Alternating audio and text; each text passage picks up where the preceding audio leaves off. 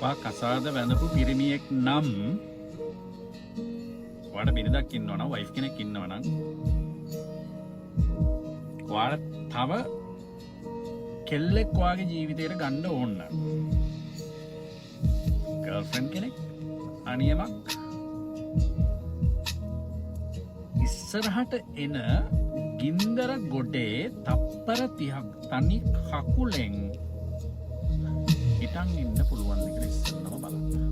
මොකද ඔයාගේ වයිෆ් බිරිඳ කසාද ගෑණියා කසාද වැඳලා තියෙන්නේ. right? සදාහරණ බැඳලා තියෙන්නේ. නමුත් ඔයා මේ කෙල්ලව ගර්ල්ෆ්‍රෙන්ඩ් අනියම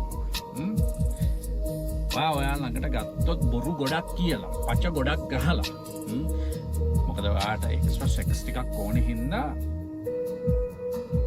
ඔයා එයාව ළඟට ගත්තොත් ඔයාට බොරු ගොඩක් කියලා මම ඔයාට ආදරේ මම ඔයා මතක කරන්නේ බ්ලා බ්ලා බ්ලා ඔය ලෝකේ නැති ගොඩක් කියලා ගත්තොත් ඒකි ඔයත් එක්ක බැඳෙන්නේ අර පොතේ බැඳීම නෙවෙයි. ඒකි වගේ ඔළුවට බැඳෙනවා. ඒකි වගේ අංග චලන වල බැඳෙනවා.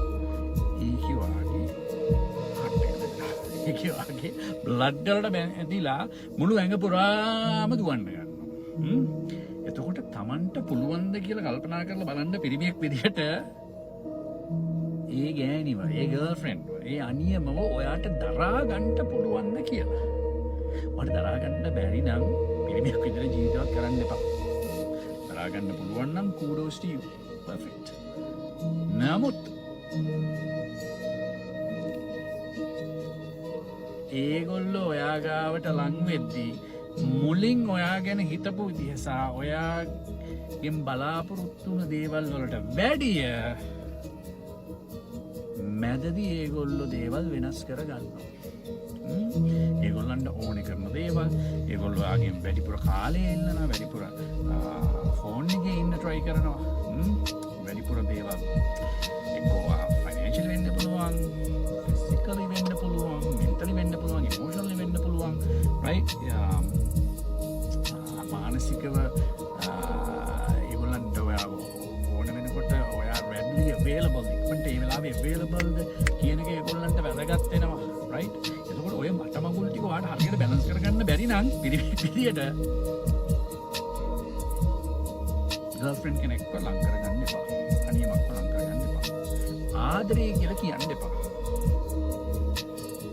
මොකද ඒගොල්ලෝ ආදරේ කියන එක විශේෂයෙන් බැඳපු පිරිමියෙක්ගෙන් කෙල්ලෙක්ට ලව ගැහිච්ච වෙන තමන්ගේ ගෑණියන්ට වෙන කෙනෙක්ට ඒක දුන්නාම ඒගොල්ලන්ට ඒක දරා ගන්න බෑ. මොකද ඒගොල්ලන්ට තේරෙනවා ඔයාගෙන් ලැබෙන ආදරේ හරි අමුතු දෙයක්. ඒක අර සිංගල් මිනිස්සෙක්ගෙන් එහෙම නැත්නම් කොච්චර හැන්සම් කොල්ලෙක් වුණත් කොච්චර ලස්සන වුණත් සුදු වුණත් ඔය අටමකුල එකක්වත් ඔය කෙල්ලෙකුට වැඩක් වෙන්නේ නැහැ. එයාට ඔයාව දැනුණ ප්‍රමාණය සම්පූර්ණ වෙනස් විදිහකට දැනෙනවා. ඒතකොට එයා ඔයා පිටිපස්සේ පන්නන ප්‍රමාණය වැඩි, වෙලාව වැඩි, ඉල්ලන විදිහ වැඩි. ඒතකොට ඔයාට ඒවල් දරා ගන්න බැරි නම් කිසිම විදියකින් අත ගහන්න එපා. ඔයාට just extra sex ටිකක් ඕන නම් වෙන ක්‍රමයකින් ගන්න. එහෙම නැත්නම් බොරු කියන්නේ නැතුව ඇත්ත කියලා ඉල්ල ගන්න. මම කැමතියි ඔයාට මොන හරි අටමගුල් ටිකක් කියලා just sex, right? ආදරේ කියන වචනේ පාවිච්චි කරන්න එපා, right? ඒක පාවිච්චි කරොත් ලෝකමාරු වෙනවා. ඒ හින්දා හොඳට කල්පනා කරලා බලන්න. ඉස්සරහට එන ගින්දර ගොඩේ තප්පර 30ක් තනි කකුලෙන් හිටගෙන ඉන්න පුළුවන්ද කියලා බලන්න. ඒක දරා ගන්න පුළුවන්ද කියලා බලන්න. මොකද ඔයාලට දරා ගන්න බැරි නම් කිසිම දවසක තවත් මිනිස්සෙක්ගේ ජීවිතයක් වාගාවට ගන්න යන්න එපා. තව කෙල්ලෙක්ගේ ජීවිතයක්. තව කෙල්ලෙක් කියලා කියන්නේ කාගේ හෝ දුවෙක්, කාගේ හෝ පිරිලක්, කාගේ හෝ අම්මා කෙනෙක්, කාගේ හෝ නංගි කෙනෙක්, කාගේ හෝ අක්කා කෙනෙක්.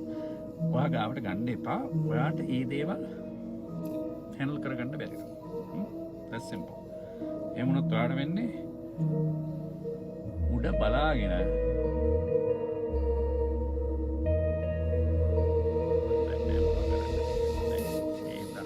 කරාක බැරි දේවල් කරන්න එපා පුළුවන් නම් විතර කතා කරන්න